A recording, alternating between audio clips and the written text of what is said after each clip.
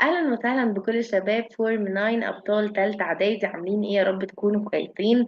النهارده ان شاء الله مكملين مع بعض اول درس في منهجنا اللي بيتكلم على الكيميكال رياكشنز. لو انت ما شفتش الجزء الاولاني اللي شرحنا فيه الثيرمال ديكومبوزيشن بمنتهى التفصيل، فهمتكم فيه كل حاجه في الايكويشنز بتتكتب كده ليه. كمان قلنا اسئله كتير قوي قوي قوي في النص ممكن يجي يسالها لكم. روح دلوقتي اتفرج على الفيديو وتعالى نكمل مع بعض الجزء التاني. الجزء التاني النهاردة إن شاء الله هناخد تاني نوع من الكيميكال رياكشنز اللي هو السبستيوشن رياكشنز. كمان هناخد النوع التالت اللي هو الأكسيديشن والريدكشن. فدلوقتي هنبتدي بالسبستيوشن رياكشن. substitution reaction ممكن يبقى simple substitution أو double substitution. خلينا نبتدي بالsimple substitution. simple substitution بمنتهى البساطة يعني element واحد هيجي يبدل مع element تاني. طب ازاي هعرف انه هيقبل التبديل ده؟ بص يا سيدي، لو انا عندي اكس وواي اتنين اصحاب ماسكين في بعض وماشيين مع بعض على طول، وجه زد مادة مختلفة عنهم، زد ده عايز يطرد اكس بره ويمسك هو في واي، ازاي هعرف انه قادر يطرده؟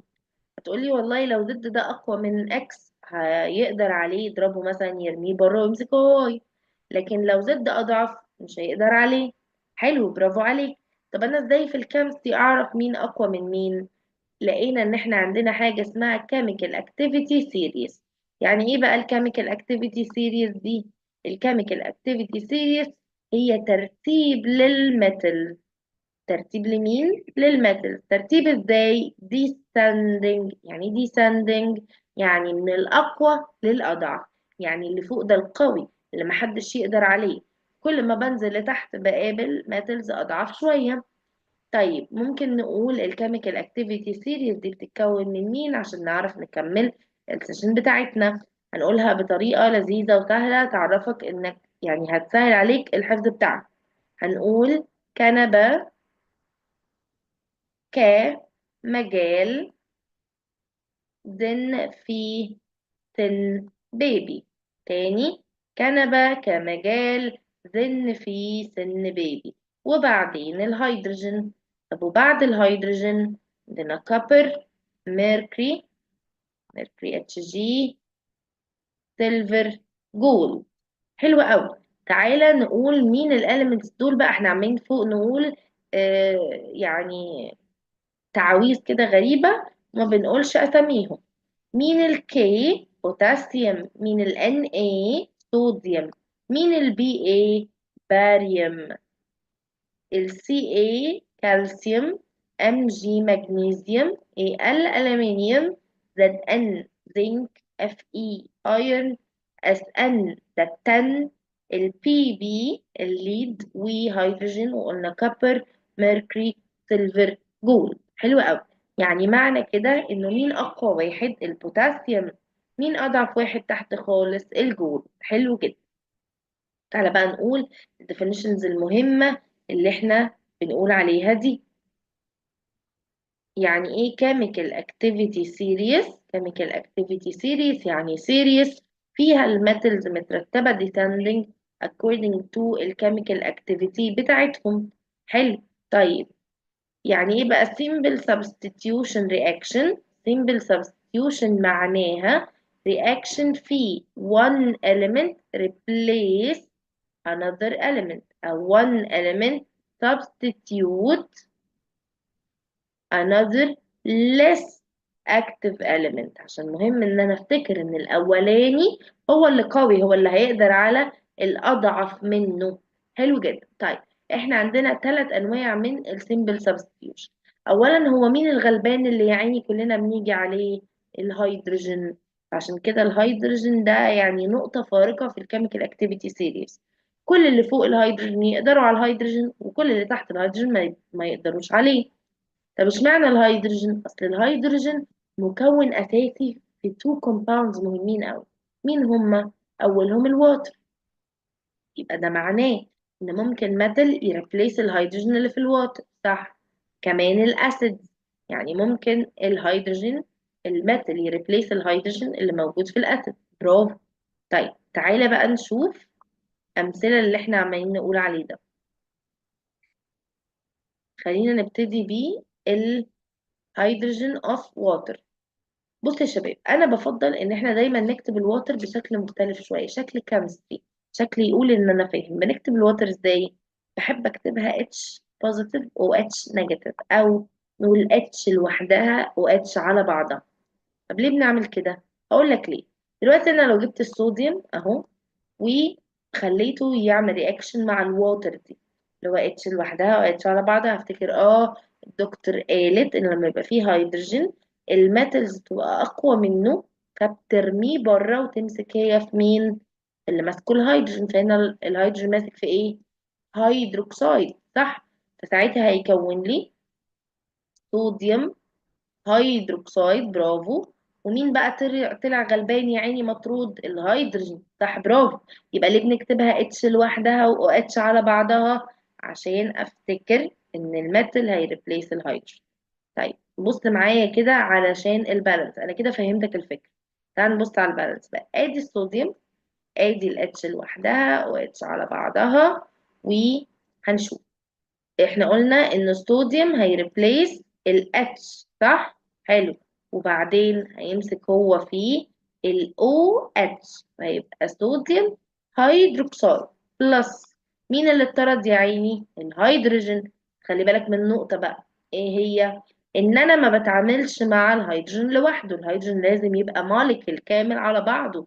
تو، ده اي جاز بتمشي داي اتوميك، يعني الموليكيول عبارة عن اتنين اتومز. وبعدين كده في imbalance، كده في حاجة مش مظبوطة. أنا مدخلة الهيدروجين اتنين، ادي واحدة واحدة، طلعوا تلاتة، نحاول نظبط. أحط هنا تو، يبقوا طلعوا كام؟ أربعة. تو هنا وتو هنا يبقوا فور. خلاص أحط هنا تو فيبقوا فور، صح. بس كده ناقص حاجة، إن الصوديوم باظ مني، أعدله. يبقى تو من الصوديوم مع تو من الواتر يدوني تو صوديوم هيدروكسيد بلس هيدروجين جاز ايفولف.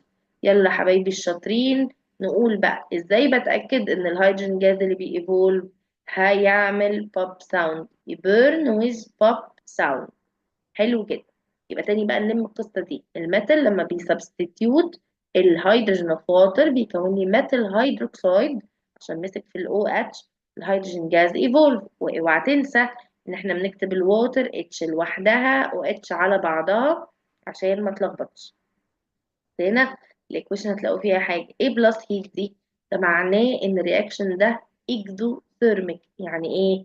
يعني انا وانا ماسك التست تيوب وبعمل الرياكشن ده، هلاقي التست تيوب تخنت مني، طلعت لي هيت، يعني طلعت هيت في البرودكت. عشان كده بنكتب بلس هيت في البرودكت.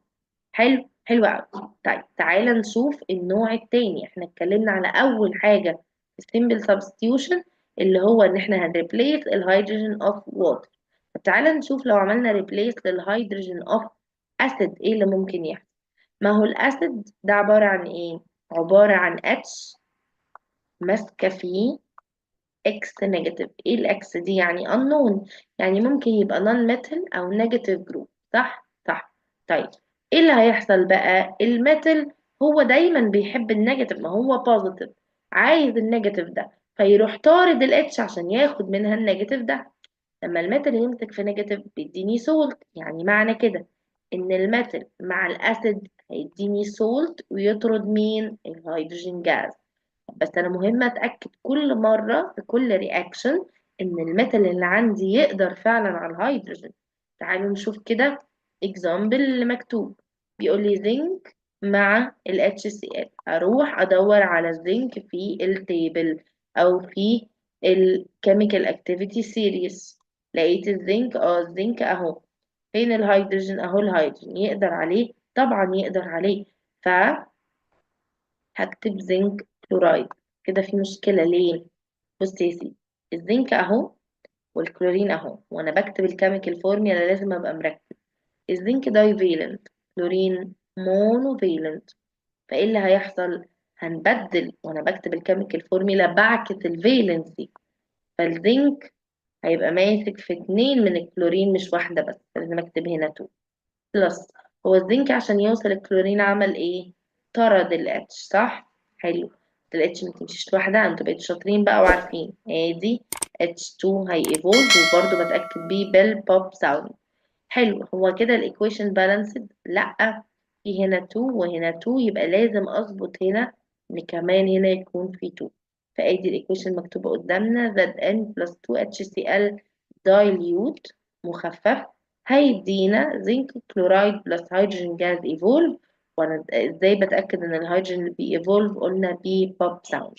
حلو، تعالى نشوف اكزامبل كمان. الالومنيوم. دلوقتي ادي الالومنيوم بلس HCl هيطلع لي ألمنيوم كلورايد. بالألمنيوم كلورايد بيتكتب ازاي؟ تعالى نشوف. ادي ألمنيوم وادي كلورين. الألمنيوم تراي فيلنت. يعني ايه تراي فيلنت؟ يعني يقدر يلوز 3 إلكترون. والكلورين مونو فيلنت. لقيت أرقام مختلفة أعكسها، يبقى Al Cl3. طيب وبعدين بكتب هنا 3. حلو. والهيدروجين H2. دلوقتي بقينا في مشكلة. ايه المشكلة؟ ان ال H المفروض 2 وال Cl المفروض 3، وانا المفروض احط رقم هنا عند ال HCl يربط بينهم هما الاتنين. يا ترى مشي كلام مين؟ ال 2 ولا ال 3؟ والاتنين للاسف برايم نمبرز، مش هعرف اعمل ديفايد مثلا او كده. اعمل ايه؟ راضي الاتنين. اراضيهم ازاي؟ اولا بدلهم يعني حط قدام ال 2 3، وحط قدام ال 3 2. هتلاقي دي بقت كام؟ 6. ودي بقت كام؟ 6 برضه. فتحط هنا 6. يبقى انا كده ظبطت الدنيا خالص. طب وبعدين باظ مني مين؟ الالمنيوم. لا دي سهله، هنحط له 2 من هنا وخلاص. حلو جدا. يبقى 2 من الالمنيوم مع 6 من ال HCl diluted يعني 2AlCl3 بلس هيدروجين 3 من الهيدروجين ايفول. احنا قلنا بنتاكد ببوب ساوند. حلو قوي. طيب لو جاب لي بقى كوبر، ميركوري، سيلفر، جولد، كلهم نو رياكشن. يعني ايه نو رياكشن؟ يعني هم اصلا اضعف من الهيدروجين، فما يقدروش يعملوا له ريبليس. خلي بالك بقى من الجمل اللي انا هقولها دي. لو الميتال precedes، يعني ايه precedes؟ يعني يسبق الهيدروجين في الكيميكال اكتيفيتي سيريس، يبقى كان ريبليس. يقدر عليه، يقدر يبدله لانه مور اكتف. لكن لو الميتال follow الهيدروجين في الكيميكال اكتيفيتي سيريس، يبقى can't replace، ما يقدرش يبدل لانه less active. حلو. طيب هقول لك شوية نوت. مين اقوى، البوتاسيوم ولا الصوديوم؟ اكيد البوتاسيوم. لو جاب لي في سؤال تشوز مثلا وكل الميتالز موجودين واعلى واحد الصوديوم مش جايب سيرة البوتاسيوم، هيبقى الصوديوم اقوى. يعني انا وانا بختار، انا مهم طبعا ابقى حافظ الترتيب، وانا هختار اقوى واحد من اللي موجودين في التشويسز. طيب طالما احنا قلنا البوتاسيوم اقوى من الصوديوم، فاكيد البوتاسيوم بياخد وقت اقل. كل ما يكون قوي كل ما وقته يكون قليل. لو جينا نقارن بين الألمنيوم والزنك، برضو هلاقي إن الألمنيوم أقوى. فالمفروض باي ديفولت الألمنيوم يكون أسرع. احنا لقينا حاجة مختلفة. لقينا الألمنيوم بيديلاي الرياكشن بتاعه، بيبطأ، بيتعطل كده. طب بيتعطل ليه يا عم الألمنيوم؟ لأن حواليه طبقة من الألمنيوم أوكسايد. ألمنيوم أوكسايد يعني طبقة أشبه بالرصد كده، كأنه مصدي. الطبقة دي حواليه لازم نعمل لها سيباريشن الأول، وبعدين يبتدي الألمنيوم يعمل الرياكشن بتاعه. احنا كده قلنا نوعين من السمبل سبستيوشن. قلنا الميتال يسبستيوت الهيدروجين of water، الميتال يسبستيوت الهيدروجين of acid. دلوقتي هنكمل النوع التالت. زي ما اتفقنا كل ما الميتال يكون اكتف اكتر كل ما يبقى اسهل السبستيوشن. الميتال اللي بيكم افتر هيدروجين او بيفولو هيدروجين ما يقدرش يعملوا سبستيوشن. الالومنيوم بياخد وقت اكتر من الزنك، عشان ال presence of aluminium oxide دي layer على السيرفيس بتاعه تحتاج time to be separated. طيب دلوقتي هناخد النوع التالت، ان الميتال يسبستيوت ميتال تاني. عشان اعرف اذا كان الميتال هيقدر على الميتال التاني ولا لا، محتاجين نكتب الكيميكال اكتيفيتي سيريس. يلا قول معايا. كنبة، كمجال، زن، في، سن، بيبي. قلنا بعد كده هيدروجين، كوبر، ميركوري، سيلفر، جولد. حلو. طيب الرياكشن هنا هو المغنيسيوم مع الكوبر سلفيت. اكتب معايا، ادي المغنيسيوم وادي الكوبر سلفيت. يعني مين التو ميتالز؟ المغنيسيوم والكوبر. هبص في السيريز على طول، ادي المغنيسيوم وادي الكوبر. المغنيسيوم يقدر على الكوبر؟ اه، لانه بريسيدز كوبر، يعني قبله في السيريز. خلاص بدل ازاي بقى؟ المغنيسيوم هياخد هو السلفيت ويسيب الكوبر لوحده. خلي بالك الكوبر ده ميتال، هيبقى بريسبتد. لونه ايه؟ لونه ريد بريسبتد. حلو قوي. يبقى انا كده كونت مغنيسيوم سلفيت وريد بريسبتد اوف كوبر. طب تعالى نعكس الايكويشن كده. هي لو الايكويشن اصلا كانت كوبر بلس مغنيسيوم سلفيت، هل هتتحل برضو؟ بص كده، لو بدأت من عند الكوبر وقلت هل الكوبر يقدر على المغنيسيوم؟ هل يقدر؟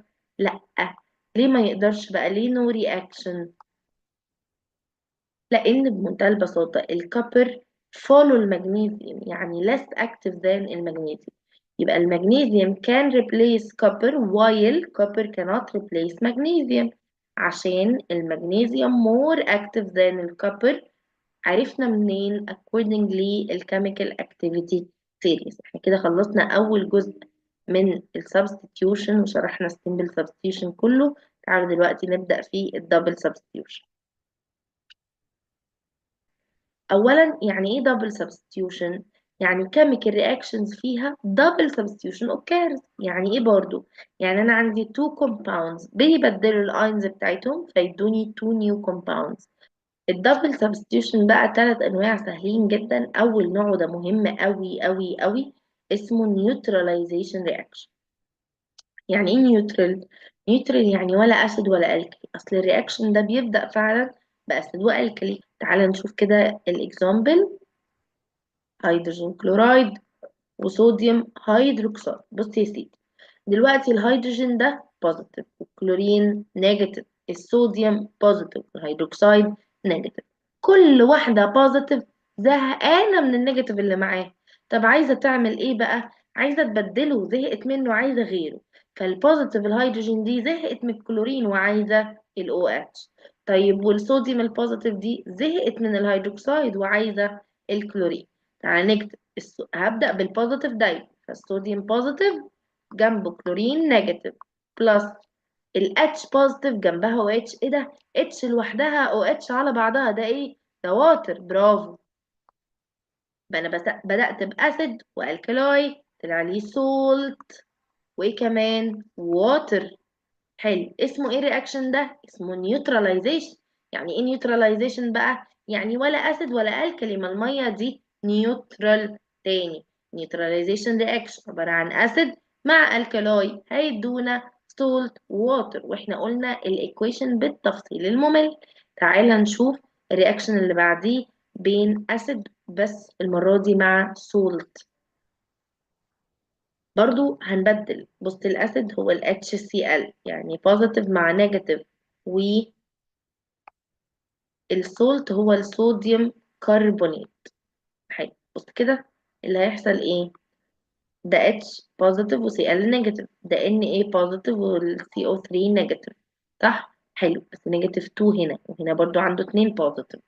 وبعدين دلوقتي الصوديوم زهق من ال CO3 وعايز ياخد ال Cl، ف NaCl. ال H زهقت من ال Cl وعايزة تاخد ال CO3 فهتبقى H2CO3. هنا في جاز. جاز ما بيحبش يتخنق، جاز عايز يهرب ويطير. مين هو؟ كربون دايوكسيد. فيطلع كربون دايوكسيد لوحده ويسيب مين؟ واتر. يعني في النهاية ايه اللي طلع؟ NaCl واتر وكربون دايوكسيد. طب ما هو كده، دي حاجة غريبة قوي، ده شكل غريب أول مرة نشوف. أيوة بالظبط. عارفين ليه؟ عشان احنا دايما متعودين ان الكيميكال ايكويشن او الرياكشن يطلع لي حاجتين، لكن الرياكشن ده مميز ليه؟ عشان بيطلع لي 3 برودكت. يبقى تاني، انا كان عندي هيدروكلوريك اسيد مع صوديوم كربونات، طلعوا لي صوديوم كلورايد ووتر وكربون دايوكسيد. احنا عارفين كربون دايوكسيد بدور عليه ازاي؟ باللايم ووتر. بيعمل ايه في اللايم ووتر؟ بيخليها توربد. حلو. بيقولك بقى هنا ان الكربون دايوكسيد بيطلع كايفرفاسنس. ايفرفاسنس يعني زي فوران كده بيطلع. بيقول يا جماعة في كربون دايوكسيد طالع، فده بيتردد اللايم ووتر. لما يجي يقول لي جاف ريزن ليه بيحصل ايفرفاسنس لما بحط هيدروجين كلورايد او هيدروكلوريك اسيد على صوديوم كربونات، اقول له due to evolution of carbon dioxide gas. كده كمان خلصنا النوع التاني. تعالى بقى نبص على النوع التالت اللي هو between two salts. two salts يعني positive negative positive negative، وهنبدلهم بمنتهى السهولة. كده AgNO3. ايه ال Ag ده؟ سيلفر نايتريت.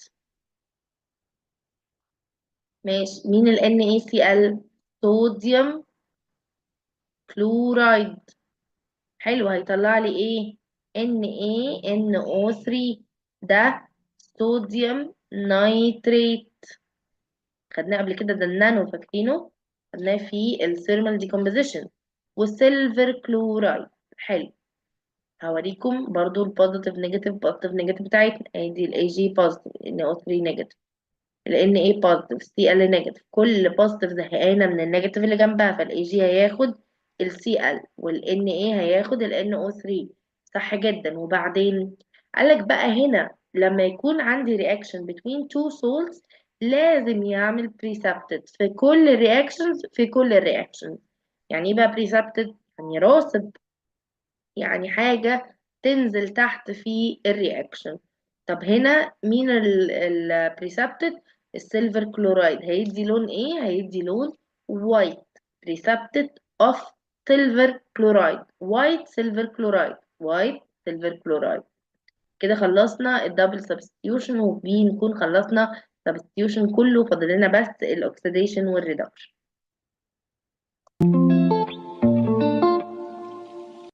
دلوقتي بقى يا شباب ان شاء الله هنبدأ تالت رياكشن عندنا اللي هو الاكسيديشن والريدكشن. بس الاكسيديشن والريدكشن مقسوم جزئين: الجزء التراديشنال اللي زمان كانوا فاكرينه، والجزء الالكترونيك او الحديث بقى اللي احنا شغالين بيه لحد دلوقتي.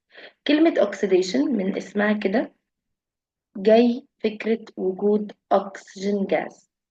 ريدكشن العكس، جاي فكرة ان انا بنقص او باخد الاكسجين. يبقى الاكسيديشن معناها زيادة في الاكسجين او combined with oxygen، لكن الريدكشن معناها نقص. ركز كده في اللي احنا هنعمله وبص معايا في الايكويشن دي. انا هنا عندي هيدروجين عادي جدا في كوبر اوكسايد. حلو. ايه اللي حصل؟ الهيدروجين كأنه سحب الأو، شدها من الكوبر، فبقى الهيدروجين هو اللي عنده الأو، بقى واتر، والكوبر بقى ما عندوش الأو، سابها. صح؟ حلو. هيدروجين خد الأو يعني مسك في الأو، يعني يعني زادت الأو عنده. يبقى ده معناه إنه حصل له إيه؟ حصل له أكسيديشن. يبقى اوكسيديشن هنا بالتراديشنال كونسبت بالمعنى القديم معناها انه حاجه مسكت في الاكسجين. لكن الكوبر اوكسايد ساب الاو، يبقى معناها انه حصل له ريدكشن. يبقى كده كبروسيس: الهيدروجين حصل له اوكسيديشن، الكوبر حصل له ريدكشن. فبنقول الاكسيديشن هي كيميكال بروسيس فيها زياده في نسبه الاكسجين، الريدكشن هي كيميكال بروسيس فيها ديكريس في نسبه الاكسجين. طيب، هل ده بس المطلوب اعرفه؟ لا، مطلوب منك كمان تعرف ان الهيدروجين طالما سحب الاو يبقى هو اللي عمل ريدكشن للكوبر اوكسايد، صح؟ مش هو اللي عمل ريدكشن يعني خد الاو بالعافية. حلو. يبقى اسمه ايه؟ يبقى اسمه reducing agent. reducing agent معناها مادة خدت الاكسجين، take oxygen. طب امال الكوبر اوكسايد؟ لا بالعكس، ده الكوبر كأنه ادى الاو للهيدروجين، فاسمه oxidizing agent. oxidizing agent معناها مادة gives oxygen، ادت الاكسجين اللي جنبي. يعني بمنتهى البساطة اللي حصل له oxidation بقى reducing agent، اللي حصل له reduction بقى oxidizing agent. نقول تاني: دلوقتي لو زمان كانوا فاكرين ان كل الايكويشنز او كل الرياكشنز لازم تنفولف اكسجين او هيدروجين، فقالوا خلاص لو مسك في O يبقى اسمه اوكسيديشن، لو ساب الاو يبقى اسمه ريدكشن. حلو. طب ما هو لو مسك في O يبقى خدها من اللي جنبه، يعني عمل للي جنبه reduction. لو ساب الأو يبقى اداها للي جنبه، يبقى عمل للي جنبه oxidation. فساعتها يبقى اسمه oxidizing agent. فانت عشان ما تقعدش تقول بقى ايه عمل ايه في اللي جنبه وخد ايه من اللي جنبه وكده، انا هركز في البروسيس نفسها. الهيدروجين بقى واتر، يعني زاد له او يبقى oxidation، يبقى هو باي ديفولت reducing agent. الكوبر اوكسايد ساب الاو يبقى ريدكشن، يبقى هو باي ديفولت اوكسيدايزنج ايجنت، يعني عكس البروسيس اللي حصلت. تعالى بقى نقرا اللي مكتوب كده. بيقول لك انه هنا الهيدروجين حصل له اوكسيديشن لانه combines with oxygen. فالهيدروجين هنا reducing agent، طالما حصل له اوكسيديشن يبقى reduce. فعلى الناحيه التانيه الكوبر اوكسايد gave away oxygen، سابه، يبقى الكوبر اوكسايد oxidizing agent. تعالى نشوف يعني ايه reducing agent، يعني ماده بتاخد اكسجين، او نعكس في الهيدروجين give away. طب الاوكسدايزنج ايجنت مادة بتدي اكسجين او تيك هيدروجين، بنعكس دايما في الهيدروجين. يبقى الاكسديشن هي بروسيس فيها الاكسجين بيزيد ونعكس الهيدروجين يقل. طب الريدكشن الاكسجين يقل لكن الهيدروجين يزيد. تعال نحل مثال مختلف مع بعض. بص كده معايا، انا عندي 2 من الكوبر اوكسايد وكربون، وهنا 2 من الكوبر مع كربون دايوكسيد. ايه اللي حصل؟ نمشي واحده واحده. الكوبر اوكسايد بقى كوبر بس، يعني الاكسجين حصل له ايه؟ الاكسجين نسبته قلت، يبقى ده ريدكشن. ريدكشن كده عشان كان عنده او راحت، يبقى نسبة الاو قلت، يبقى ده ريدكشن. طب بص الناحية التانية على الكربون. الكربون حصل له ايه؟ خد اكسجين، يبقى نسبة الاكسجين زادت، يبقى ده اوكسيديشن. بس انا مش عايزة البروسيس دي بروسيس ودي كمان بروسيس، لا انا مش عايزة البروسيس، انا عايزاك تقولي الايجنت. يعني الكوبر اوكسايد ده يعتبر ايه كده؟ مش حصل له ريدكشن يبقى اوكسيدايزنج ايجنت. طب والكربون مش حصل له اوكسيديشن يبقى ريديوسنج ايجنت.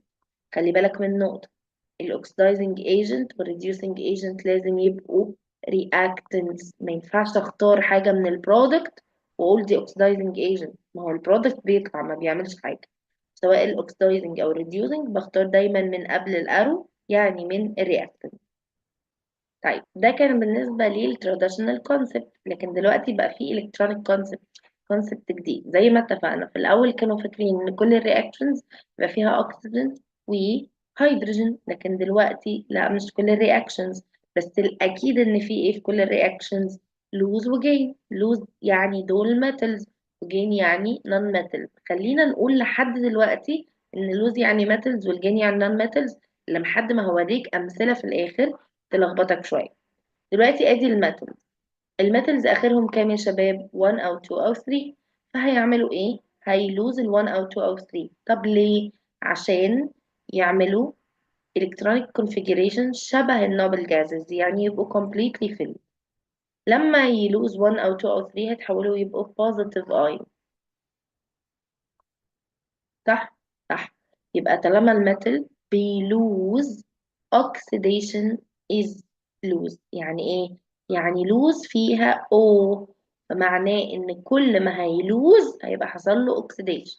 هنشوف example. ادي صوديوم 11 بعد كده 281 هيعمل ايه ده؟ هيلوز 1 الكترون، هيبقى 28 ويقلب بوزيتيف. حلو، مش عملت لوز، يبقى العملية دي اسمها oxidation. طب ما كده العكس، الجين هيبقى ايه؟ خلاص مش اللوز اوكسيديشن، يبقى الجين ايه؟ ريدكشن. تعال نشوف. ادي كلورين 17، طبعا نون ميتالز اخرهم 5 6 7 فهيعملوا جين، فالجين يبقى ريدكشن. حلو، تعال نجرب في الكلورين 287 هيعمل ايه؟ هيجين 1. ليه هيجين يا ترى؟ عشان برضو يوصل الالكترونيك كونفيجريشن بتاع اقرب انرت جاز عشان يبقى completely filled. هيبقى 288 ساعتها هيبقى نيجاتيف اين. صح؟ طالما بقى نيجاتيف اين يبقى ده ريدكشن. يعني انت عايز تقول ان الميتالز لما بتلوز بيبقى اوكسيديشن، الميتالز لما بتجين بيبقى ريدكشن. صح؟ طب الميتال لما يلوز يبقى اوكسيديشن، يبقى هو reducing agent. برافو. طب لما النون ميتال يجينه يبقى ريدكشن يبقى هو oxidizing agent. برضو برافو. تعالى بقى نقرا الكلام المكتوب المنظم. يقول لك يا سيدي ان الصوديوم هنا حصل له اوكسيديشن ليه؟ عشان لوز الكترون وتحول لبوزيتيف، يبقى الصوديوم هنا reducing agent. يبقى reducing agent بيعمل ايه؟ بيلوز الكترون اور مور. طب نبص الناحيه التانيه، كلورين عمل جين فحصل له ريدكشن، يبقى الكلورين اوكسيدايزنج، يبقى الاوكسيدايزنج بيحصل له ايه؟ جين الكترون اور مور. تعالى بقى قول لي يعني ايه اوكسيديشن وريدكشن بالالكترونيك كونسبت. الاوكسيديشن يعني كيميكال بروسيس فيها اتم بتلوز، الريدكشن يعني كيميكال بروسيس فيها اتم بتجين. حلو، تعال نكتب بقى الايكويشن بتاعت الصوديوم والكلورين. ادي الصوديوم كان 2 بلس الكلورين كان عامل كده بقى 2 NaCl. ركز معايا، الصوديوم ما كانش عنده تشارج، كان نيوترال وبقى بوزيتيف، يعني كأنه طلع من الزيرو للون. الكلورين ما كانش عنده تشارج برضو، يعني كأنه كان زيرو وبقى نيجاتيف، يعني كأنه نزل للنيجاتيف 1. الكلام ده مهم عشان الأمثلة اللي هنحلها اللي ما فيهاش لوز وجين دايركت كده زي ما احنا بنعمل. طيب ازاي اعرف من الايكويشن انه لوز او جين؟ شايفين الاي دي؟ الاي دي معناها الكترون، فلو الالكترون طالع في البرودكت كده يبقى معناه ان انا طلعته بره، يعني عملت له لوز. طب لو الاي دي جوه يبقى معناها ان انا عملت له جين. تاني بقى، ازاي اعرف الاكسيديشن؟ يا اما يوريني ايكويشن فلاقي الاي بره فافهم انه لوز، يا اما هو هيقول لي لوز على طول. ازاي اعرف الريدكشن؟ يا اما تاني برضو في الاكسيديشن الاقي الرقم بتاع البوزيتيف زاد، كان 0 بقى بلس 1، كان بلس 2 بقى بلس 3، وهكذا. اما الريدكشن فالنيجاتيف هيبقى من جوه، الالكترون هيبقى من جوه، او يقول لي جين، او هلاقي الارقام كانها بترجع بتقل، كان 0 بقى نيجاتيف 1، كان بوزيتيف 3 وبقى بوزيتيف 2، بس كاني بنقص من الارقام او برجع لورا في النمبر لاين. تعالوا بقى نحل امثله مع بعض تورينا ان احنا فاهمين مش حافظين، وده اللي بيفرق بين الباينيرز واي حد تاني. قبل ما نبتدي نحل أسئلة عايزة أفكركم إن ما ينفعش يبقى فيه رياكشن يكون فيه oxidation لوحده ولا reduction لوحده. ليه؟ لأن ال oxidation وال reduction are two concurrent process. يعني إيه الكلام ده؟ يعني عدد الإلكترونز اللي هيحصل لها لوز من ناحية لازم يحصل لها جين من الناحية التانية، مش هينفع تطير، مش هينفع تهرب، فلازم اللي بيحصل تغيير هنا يبقى قدامه تغيير من الناحية التانية، فلازم ألاقيهم دايما مع بعض. تعالوا بقى نشوف equations، نشوف بتتحل ازاي. بص معايا كده هتلاقي انا عندي هنا مغنيسيوم، بقى مغنيسيوم بلس 2، بس الالكترون ماله بره، قلنا الالكترون لما بره يبقى ده لوز، يبقى دي بروسيس اسمها اوكسيديشن. طيب هنا ال N نيجاتيف 2 ومعاها الكترون يعني حصل له جين، فيبقى دي ريدكشن. خلي بالك من العلامات بقى، احنا هنا ده ال N نيجاتيف 2 عمل، يعني هو اوريدي عامل جين ل 2 وانا خليته يجين واحد تاني بقى N نيجاتيف 3، يعني كأني برجع لورا زي ما قلنا، يبقى ده ريدكشن. طب بص كده على الايرن، الايرن هنا بوزيتيف 2، يعني ايه بوزيتيف 2؟ يعني اوريدي عامل لوز لاتنين الكترونز، وبعدين عنده الكترون بره يعني عمل لوز للتالت، فطالما لوز يبقى برضو اوكسيديشن. يبقى دي طريقة سهلة جدا ان انا اعرف هي اوكسيديشن ولا ريدكشن من مكان الالكترون نيجاتيف. لو بره يبقى لوز يبقى اوكسيديشن، لو جوه في الرياكتنس يبقى جين يبقى ريدكشن. تعالوا بقى دلوقتي نجمع كده ايه الكيسز بتاعت الاوكسيديشن وايه الكيسز بتاعت الريدكشن عشان اعرف اجمعهم في السؤال وافهم هو بيتكلم على ايه. والله في الاكسيديشن لو انا بتكلم على الاكسجين فالاكسيديشن معناها زياده في الكونسنتريشن بتاع الاكسجين، لكن الريدكشن decrease في ال percentage of oxygen. طيب لو انا بتكلم على الهيدروجين، الهيدروجين عكس الاو على طول، الاكسيديشن معناها decrease في percentage of hydrogen، اما في الريدكشن increase في percentage of hydrogen. طب لو انا ولا بتكلم على الاكسجين ولا بتكلم على الهيدروجين، بتكلم على الالكترونز، الاكسيديشن معناها لوز للالكترونز سواء واحد او اكتر، في الريدكشن معناها جين للالكترونز برضو سواء واحد أو أكتر. كده يا شباب يبقى الحمد لله خلصنا أول درس في منهجنا، منهج تالتة إعدادي الترم التاني. خلصنا درس الكيميكال رياكشنز. يا ريت نذاكر الدرس كويس قوي قوي قوي. لو عندكم أي أسئلة تقدروا تكتبوا لي في الكومنتس، تلاقوا في الشرح أنا قلت أسئلة كتير قوي. لو فعلا تستفادوا من الفيديوهات يا ريت تبعتوها لأصحابكم عشان هما كمان يستفادوا. وما تنسوش تعملوا سبسكرايب لو انتم مش عاملين سبسكرايب للشانل، واستنوا الفيديوهات اللي جاية. وما تنسوش ان انتوا الباينيرز وانا دكتور انجي نبيل.